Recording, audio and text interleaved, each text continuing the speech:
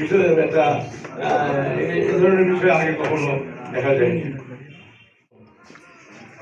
এই গণমাধ্যম যেগুলো 19 দফা এবং তার হিসেবে 31 দফা এর মধ্যে অনেক দাবিগুলোই আমাদের জনগণের দাবিগুলোর মধ্যে নিহিত আছে।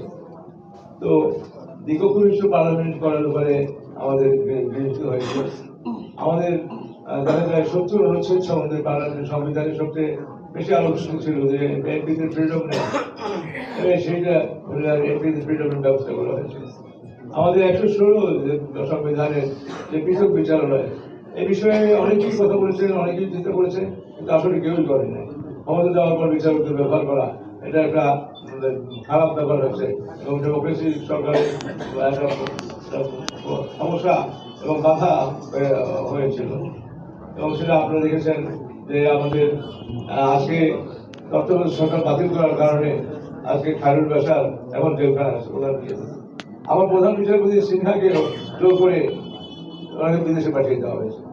ডাইরেকশনকে যে খাবার দেওয়া হয়েছে সেখানে সেই বিচারপতি মালয়েশিয়ার রাস্তার কাছে হাঁটে। আমার সাথে দেখা হয়েছে এবং সে দুঃখ প্রকাশ করলো খাবার দিয়ে কত বড় বিদেশ আছে আমার বাইরে ফেলতো।